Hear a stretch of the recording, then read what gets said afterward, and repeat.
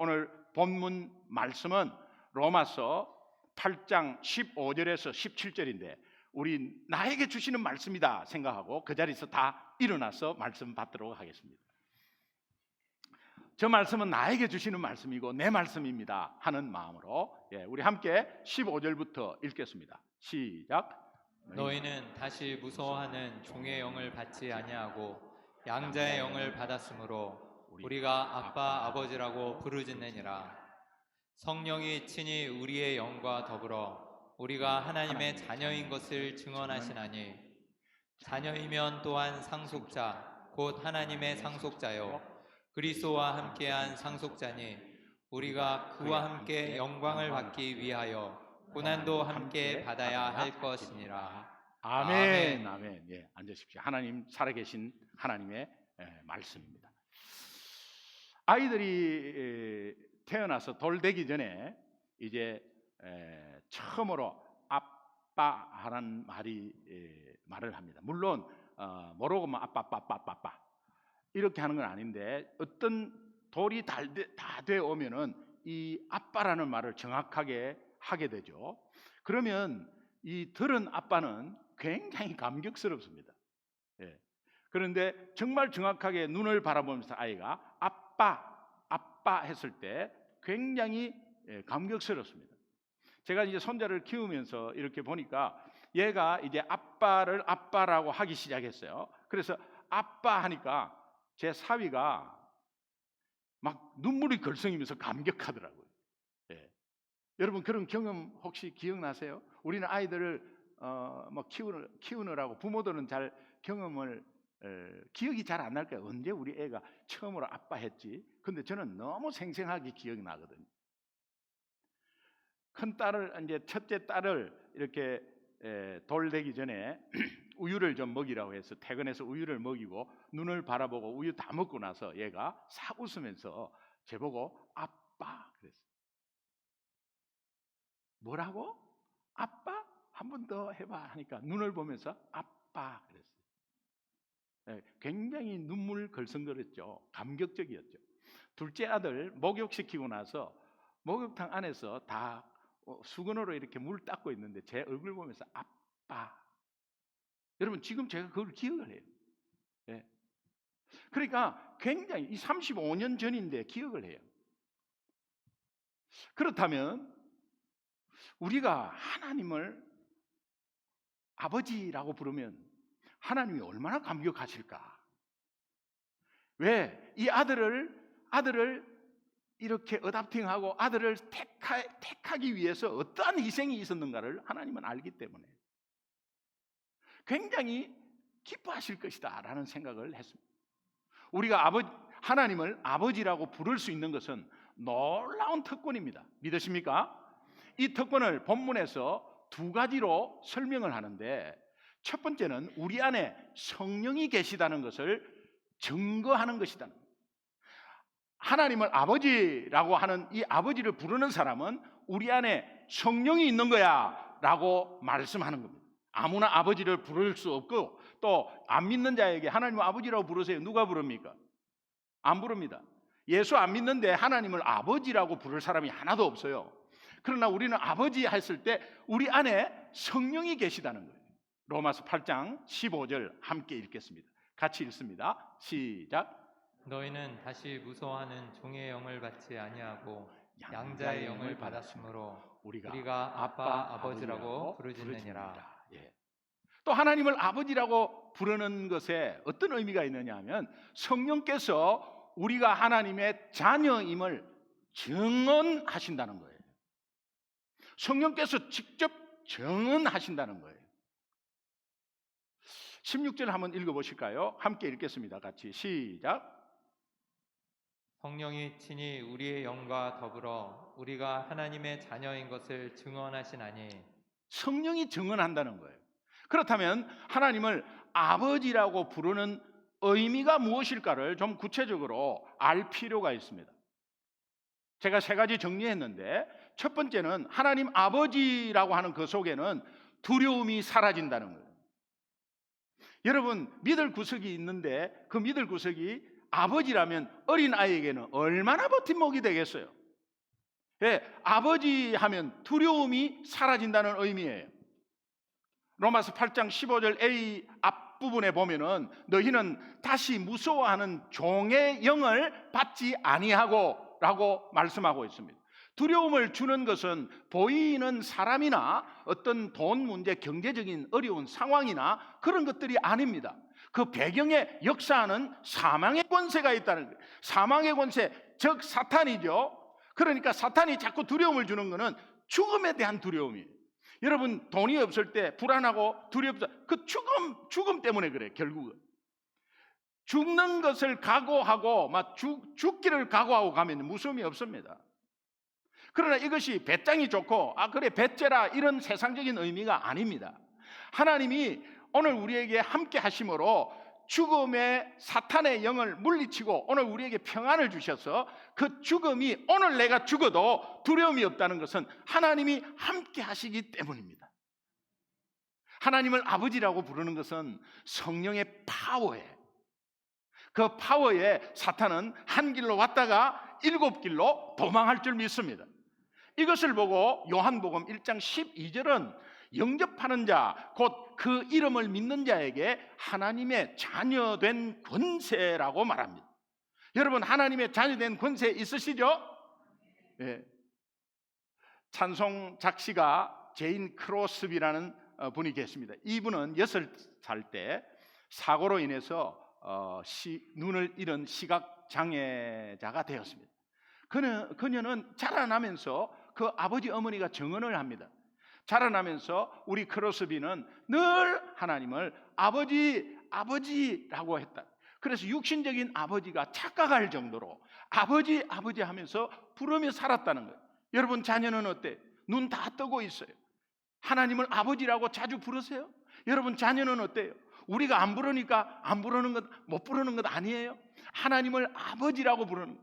이 아버지라고 부르면서 자란 이 사람이 찬양 작시를 2000곡을 합니다.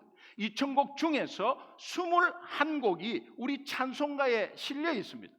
굉장히 주옥 같으니 인내하신 구세주여 내 말 들으사 나의 생명 되신 주 주님 앞에 나아갑니다. 오 놀라운 구세주 예수 내 주 참 능력의 주시로다.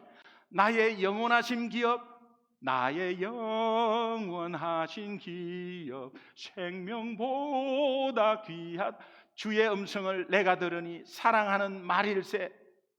우리가 다 아는 288장 찬양 예수를 나의 구주 삼고 거기에 가사 2절에 보면은 온전히 주께 맡긴 내 영 사랑의 음성을 듣는 중에 천사들 왕래하는 것과 하늘의 영광 보리로다. 눈이 안 보이는데 보리로다.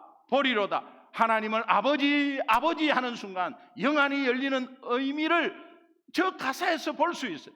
3절 주 안에 기쁨 누림으로 마음의 풍랑이 가득하니 세상과 나는 간 곳 없고 무엇만 보이도다 구속한 주만 보이도다. 하나님을 아버지라고 하면 영안이 열리는 역사가 있을 줄로 믿습니다. 이것이 나의 간증이요 이것이 나의 찬송일세. 나 사는 동안 끊임없이 구주를 찬송하리로다. 저 크로스비 삶에 어려움이 없단 말입니까? 있었습니다. 얼마나 수모를 당했습니까? 어려울 때 아이들에게 놀림을 당했습니다. 어려운 불편한 점이 너무 많았을 겁니다. 그런데 나 사는 동안 끊임없이 구주를 찬송하리로다. 하나님을 아버지 하는 역사 속에 나타난 열매인 줄 믿습니다. 유대인들이 하나님을 아버지라고 할까요? 아니죠. 못합니다. 아버지라고 부를 수 없습니다. 이슬람 교도들이 하나님을 아버지라고 천만의 말씀 어떤 종교에서 불교를 부처님을 아버지라고 못 부릅니다. 지금까지 여러분 별 느낌 없이 감동 없이 하나님 아버지 다른 사람이 하나님 아버지 하니까 나도 예수 믿으니까 하나님 아버지라고 불러야 되나 보다 그런 의미에서 했다면 이제부터 권세 있는 하나님 아버지를 부르셔서 영안이 열리는 역사가 있기를 주님의 이름으로 축원합니다. 아멘. 제가 사업할 때 무역센터 코엑스 빌딩에 저희 사무실이 있었습니다. 그 빌딩은 인텔리전트 빌딩이고 안에 그 당시에 온도가 조절되고 습도가 조절되는 그런 빌딩이었어요. 근데 그 첨단을 달리는 빌딩에 검은빵을 크게 하시는 그 1층에 검은빵이 있었는데 어느 점심 먹고 지나가니까 굿을 해요. 사람이 얼마나 어리석은지요. 무당을 데리고 굿을 해요. 구경하는 사람이 한 20명 정도 있었어요. 너무나 한심한 마음으로 한번 가서 구경했어요. 어떻게 하나? 구당당 다궁두당 구당당 다궁두당 계속 뭐 뛰면서 막 치고 공장장장장장 하고 해요. 너무도 한심해서 아버지 그랬어요. 보면서 그냥 아버지 그랬어요. 그러니까 한 2, 3분도 안 돼갖고 그 무당이 구당당 다궁두당 쉬 내한테 이렇게 오면서 좀 가주세요. 근데 누구한테 이야기했나 이렇게 좌우를 봤어요. 그리고 가만히 있었어요. 그런데 다시 와갖고 좀 가주세요. 저요? 예, 선생님 좀 가주세요.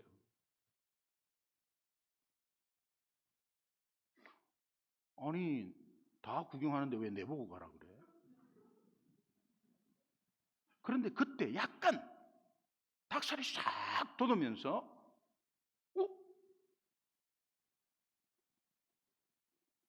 내가 예수쟁이인 줄 아나? 그러고 나서 한번 시험 삼아 아버지 그랬어요. 그랬더니 그 주인을 부르더니 그 무당이 오늘은 군 못하겠다는 거예요. 그리고 나를 딱 째려봐요. 그때 제가 알았습니다. 진짜 무당인 줄을. 야 진짜구나 저거. 귀신은 기가 차게 알아보는구나. 여러분 그때 제가 느낀 게 있어요. 아버지라고만 했거든요. 근데 하나님의 영권은 이것이 권세가 되어서 내 주변에 악한 영이 물러가고 악한 영이 나를 알아본다. 여러분 내 존재를 알아보는 것이 얼마나 축복인데 우리가 결혼하는 대상자가 저 배우자가 나를 알아봐 줬으면 좋겠다. 나 알아봐줘요. 날 좀 봐요. 나 알아봐줘요. 이렇게 하는 것이 아니고 가만히 있어도 나를 알아봐주는 그 배우자가 최고의 배우자 아니겠어요? 그런데 이제 영적으로 저 귀신이 나를 알아보면 절대 접근 못해요. 하나님이 누군 줄 알기 때문에 하나님의 자녀가 어떤 권세를 가지고 있는 걸 알기 때문에 절대 접근 못해요. 요거 모르고 멍하게 있는 사람한테 찝찍이는 거지 절대 접근 못해요. 여러분 하나님을 아버지라고 하는 것은 권세입니다. 하나님을 아버지라고 부르는 의미가 무엇일까? 두 번째, 양자가 되었다는 거예요. 양자가 되었다 이것도 의미가 있어요. 로마서 8장 15절 후반부에 보면 양자의 영을 받았으므로 우리가 아빠, 아버지라고 부르짖느니라.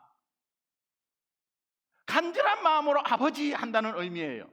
양자의 영을 받았기 때문에. 이 의미는 무엇인가 하면 양자의 영을 받았다. 여러분 이 양자라는 말을 한번 보면 히오테시아스 양자 이 헬라어 원어입니다. 그런데 아들이 되다. 입양한다는 뜻이죠. 아들이 되다는 거예요. 아들이라고 표현하는 거. 여러분 왜 아들이라고 표현했을까? 여기에서 여성분은 기분 나쁠 수도 있어요. 그런데 우리가 그리스도의 신부다 했을 때 남자들은 기분 나빠하지 않아요. 내가 왜 신부냐 말이야. 왜 하나님은 아들이라고 하냐? 왜 딸로 안 하고 하나님의 아들과 딸 이렇게 하지 왜 아들이라고 하냐? 여러분 당대에 저 성경을 쓰여진 당대의 상황을 보면 이렇습니다. 아들이라는 표현을 꼭 해야 합니다. 그래서 양자 입양한 아들이라는 이 표현은 상속권을 강조하기 위한 거예요. 다른 의미가 없어요. 상속권을 강조하기 위한 거예요. 아까 제가 말씀드렸듯이 마치 우리가 그리스도의 신부다. 예수 믿는 다 사람들은 그리스도는 신랑이고 우리는 신부다. 신부 내가 여자도 아닌데 왜 신부냐? 이런 의미를 본다면 여러분 아들의 의미는 모두 예수 믿는 모든 자의 총칭입니다. 양자의 영을 받았으므로 두 가지 의미인데, 첫 번째는 성령이 함께 계신다는 거예요. 양자의 영, 성령이죠. 그리고 원래 두 번째 의미는 양자의 영을 받았다. 양자의 영을 받았다는 것. 원래 양자가 되었다는 건데, 원래는 그러면 하나님 자녀가 아니었다는 의미예요. 본래 우리는 영적 고아였어요. 죄의 노예였습니다. 사탄의 자녀였어요. 그런데 하나님이 예수님을 통해서 우리를 양자 삼은 것입니다. 할렐루야. 양자는 부모를 택할 권리가 없습니다. 양자 삼은 입양은 오직 아버지 권한에서, 아버지 편에서, 부모님 편에서 일방적으로 택하고 비싼 대가를 지불하고 사는, 비싼 대가를 지불하는 법적인 행위예요. 양자 삼는 것은. 아들 자신이 양자 지위를 얻기 위해서 할 수 있는 것은 아무것도 없어요. 그런데 우리가 양자 되었다는 게 은혜 아니에요? 아들의 신분은 다만 주어질 뿐이지 우리가 아무 능력이 없어요. 하나님의 자녀 되었다고 잘난 거 하나도 없어요. 따라서 양자의 영, 성령만이 아버지께로 나아갈 수 있게 하시는 것입니다. 할렐루야. 지금까지는 별 의미 없이, 감동 없이 하나님을 아버지로 불렀다면, 이제부터 양자됨의 의미를 잘 알고 아버지를 부를 때에 악한 영은 물러갈 줄로 믿습니다. 누가복음 15장에 나오는 탕자 이야기 있죠? 여러분 잘 알죠? 받은 유산 다 가지고 탕진했습니다. 그리고 정신을 차려보니까 이제 자기 자신의 처지를 알게 되었고 아버지 집으로 가기로 마음을 먹습니다. 근데 기본적인 양심이 있었는지 자신이 아버지의 아들로 칭할 만한 자격이 없다고 생각하면서 아버지 집에 갈 생각을 해요. 그런데 아버지가 나를 아들로 안 줘도 된다, 품꾼의 한 사람으로 받아들여지기를 바랬습니다. 여러분, 이것은 무엇을 의미하느냐 하면 우리도 자칫 잘못하면 이 탕자와 같은 태도로 하나님 앞에 나올 수 있습니다. 탕자와 같은 태도로 나오면은 내가 하나님 앞에 열심히 하면 뭔가 받고 열심히 안 하면 안 준다는 생각을 하게 되고, 그런 가운데 시험을 받게 돼요. 일을 잘하면 품삯을 많이 받고 일을 못하면 쫓겨나게 된다는 이 품꾼의 생각을 그냥 예수 믿어도, 오늘 다시 한번 더 주님 앞에 나와서 있어도 그런 생각을 하게 된다는 거예요. 내가 일을 제대로 못하면 내 쫓기고 만다는 생각이 항상 있기 때문에 하나님이 사랑의 하나님으로 와닿는 게 아니라 두려운 하나님으로, 야단치는 하나님으로, 나를 지적하는 하나님으로, 그러면 짐만 뒤따 쌓여가지고 신앙생활을 하는 거예요. 그것은 탕자의 생활이에요. 예수 믿는 가운데 탕자의 생활은 너무 억울한 거예요. 이런 분들은 교회를 다니지만은 하나님 아버지는 너무 멀리 있는 거예요. 멀리 있고 남들이 하나님 아버지라 하니까 그냥 의미 없이 하나님 아버지 이렇게 하는 거예요. 여러분은 지금까지 어떻게 했습니까? 그러나 분명한 사실은 탕자에게도 아버지가 계셨어요. 그러나 탕자는 가까이 하지 못하는 아버지가 내 아버지라는 것이 와닿지 않고 아무 의미가 없는 것처럼 보였기 때문에 그런 마음을 가지는 거예요. 오늘 예배를 드리고 하나님을 아버지라고 부를 때에 오늘 우리의 마음이 다시 한 번 더 내가 정말 아버지라고 부르는 자격이 있나? 자격이 있습니다. 여러분이 만든 게 아니에요. 하나님이 택한 것이고 예수 그리스도를 통해서 여러분을 불렀고 택했기 때문에 양자 삼은 법적인 것 절차가 다 끝났기 때문에 여러분들은 그냥 아버지한테 와서 안기시면 되는 거예요.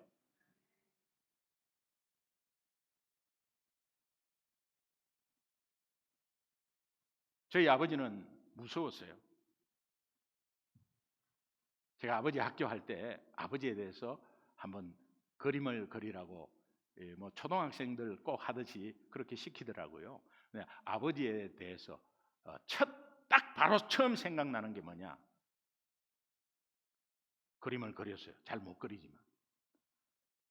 서로 밥을 먹는 식탁 있는데 그 식탁이 방바닥에 있지 않고 공중에 있었어요.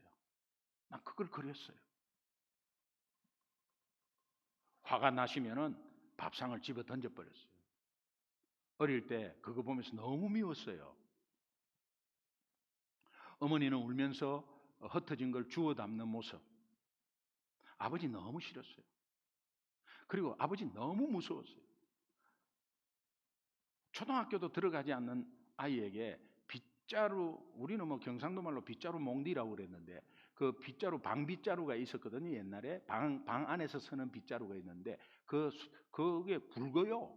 근데 그 빗자루 끝을 잡아갖고 끝에서 그냥 다리가 팅팅 붓고 그랬어요. 무서웠어요. 근데 아버지가 약한 곳이 어디냐면은 고혈압이 있었기 때문에 동네 병원 원장님 앞에 가면 순환양이 된 걸 그때 알았어요. 그래서 그때부터 꿈을 가지기 시작했는데 저는 의사가 되겠다. 그런 꿈을 가졌어요. 아버지 하면은 너무 무서웠어요. 아버지가 얼마나 무서운지. 그런데요, 아버지에게도 깊은 사랑이 있다는 것을 순간순간 자라가면서 깨달았어요. 원래 아버지가 막 무턱대고 막 피파하고 무턱대고 뭐 하고 이렇게 한다고 생각을 했어요. 여러분은 혹시 그런 생각을 하고 있다면 아버지를 이해하기 시작하면 이것은 하나님을 알고 나니까 그런 마음들이 들기 시작했어요. 그런데 상식적으로 제가 자라면서 조금씩 느끼게 해주셨어요. 제가 고등학교 3학년 때 가출했거든요. 3일을 가출했어요. 아버지가 다투어갖고 가출했는데 무서워서 도망 나왔는데 들어갈 수가 없어서 그냥 가출이 된 거예요. 아버지에게는 절대 한마디로 달라드는 말도 안 했어요.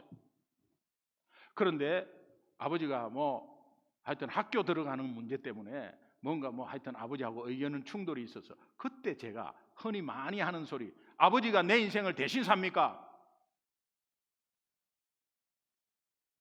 이 한마디 하니까 아버지가 벌써 이렇게 했어요. 그때 아이고 죽었구나. 그리고 도망 나온 거예요. 그냥 가출하려고 마음을 먹지 않고 도망 나온 거예요. 그래 들어가려고 하니까 이거 뭐 그냥 뭐 모든 게 날아올 것 같고 뭐 그냥 인생 끝났다고 생각했어요. 그래서 안 들어갔어요.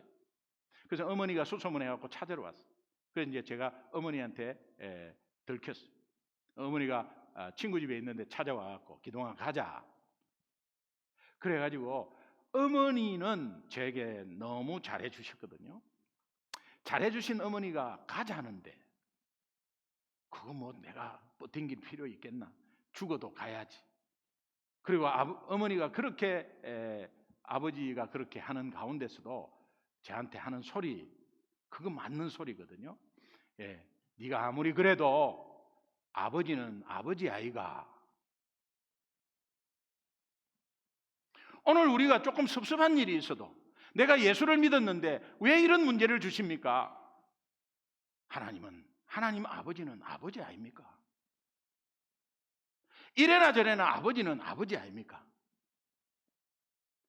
그런데 제가 생각해 보니까 내가 어릴 때 기억은 안 나는데 분명히 그 과정을 거쳤을 거예요. 어떤 과정을? 아빠, 아버지, 우리 아버지 엄청 좋아했겠지.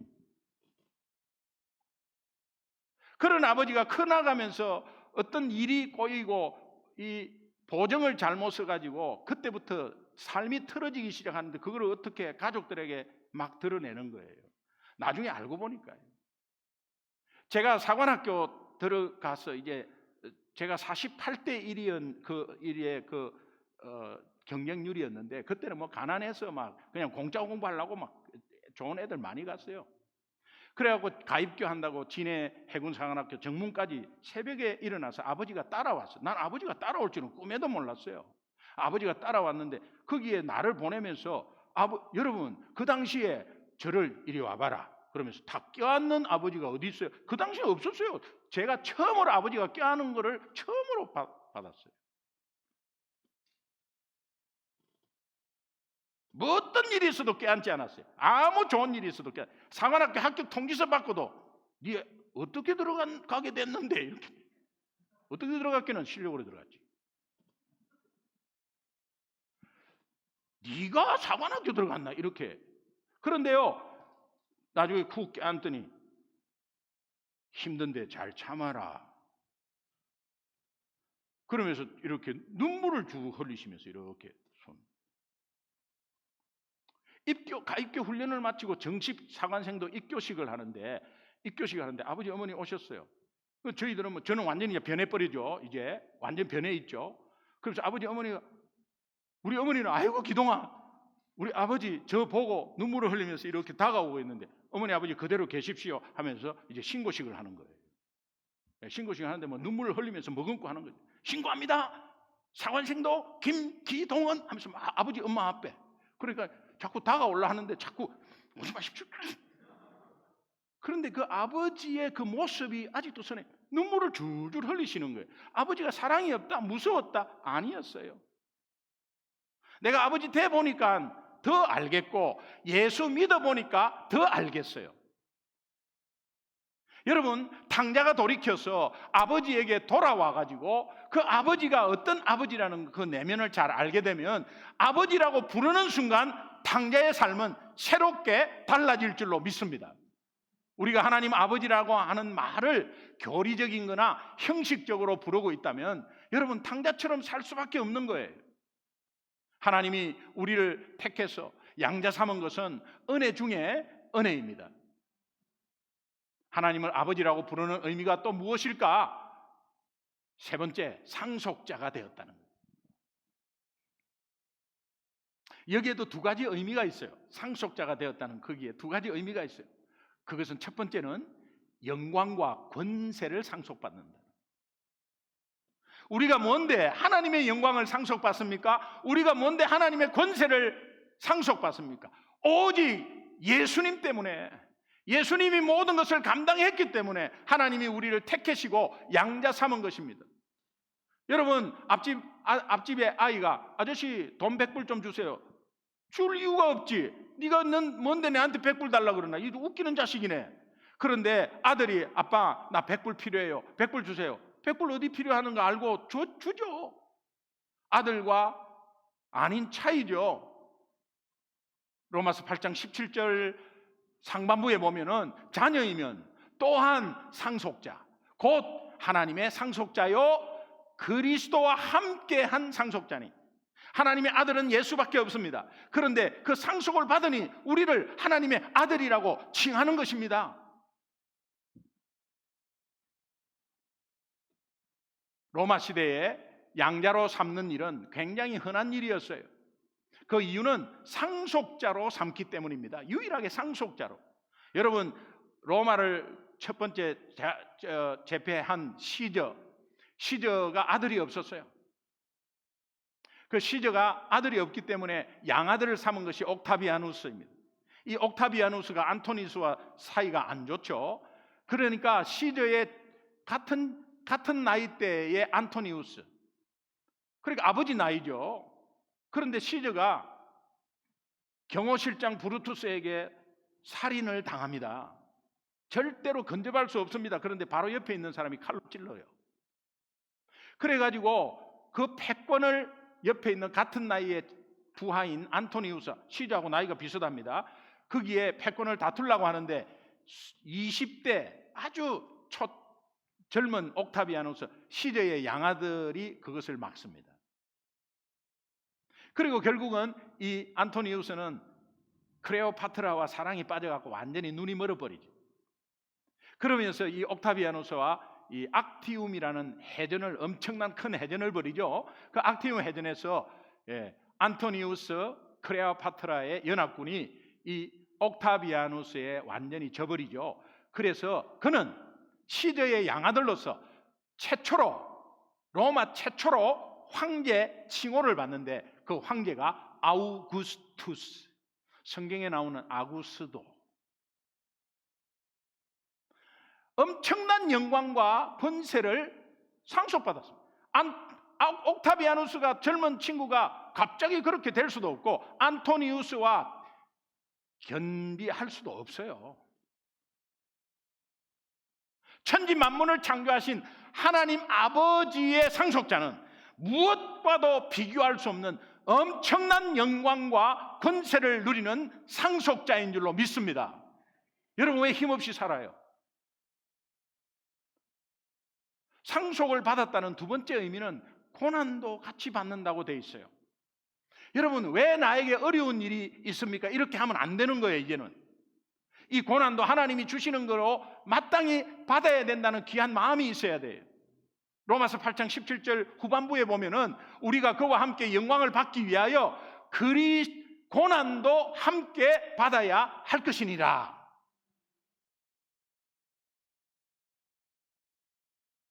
그러면서 18절 로마서 8장 18절에 보면요 이런 말이 있어요. 생각하건대 현재의 고난은 장차 우리에게 나타날 영광과 비교할 수 없도다. 로마서 8장 17절과 18절 사이에 그러나라는 게 빠져 있어요. 그러나라는 게 빠져 있습니다. 그러나 고난도 함께 상속을 받는다. 그러나 앞으로 올 너희 상속받는 그 약속된 것은 지금의 고난과는 비교할 수도 없단다. 그러니까 그 고난 가운데 하나님의 자녀로서 아들로서 계속해서 나아가야 되지 않겠니?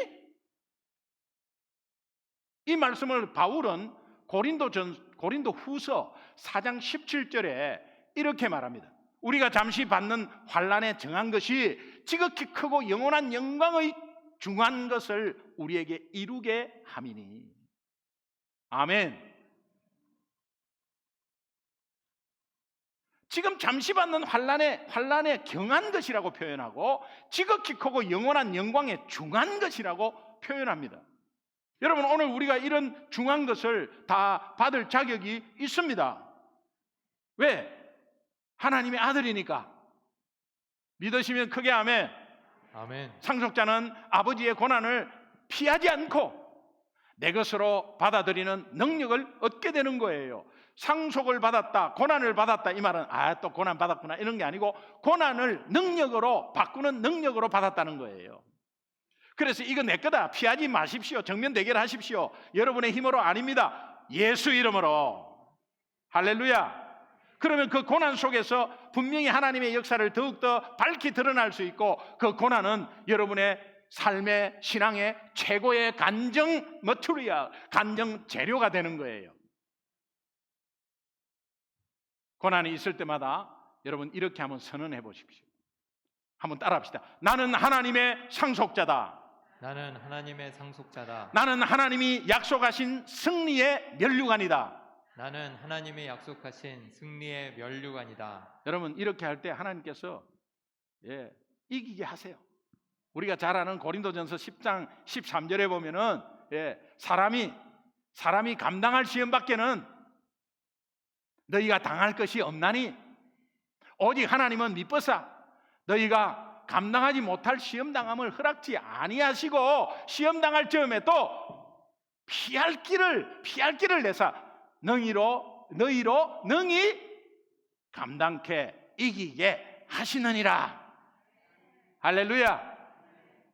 하나님의 상속자는 함께 하시는 성령으로 인해서 어떠한 고난도 받아들이는 능력이 있고 이길 수 있는 권세가 있음을 믿으시기 바랍니다. 아멘. 사탄에게 속지 마세요.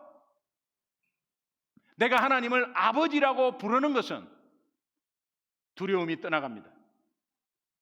두려움이 떠나갑니다. 그리고 양자됨과 더불어 영광과 권세를 받습니다. 또 고난까지도 받으면서 그 고난 속에서 하나님의 뜻을 발견하고 그 고난을 능히 이길 힘도 함께 받는 것이 상속자입니다. 하나님의 아들입니다. 권세와 영광을 선포하는 말 아버지입니다. 아버지. 믿으시면 아멘. 이 의미를 알고 우리 모두 큰 소리로 하나님을 아버지라고 한 번만 불러보겠습니다. 여러분 오늘 설교 들었으니까 그 의미를 가지고 정말 내 마음속에 전심을 다해서 하나님을 우리 보이지 않습니다. 그러나 이렇게 아버지 하면 성령께서 그것을 그렇게 하게 되었고 성령이 그것을 하나님의 아들이라고 증언한다 했으니까 오늘 아버지라고 하면서 오늘 이 설교 말씀을 마무리 짓도록 하겠습니다. 우리 함께 불러보겠습니다. 시작. 아버지. 기도하겠습니다.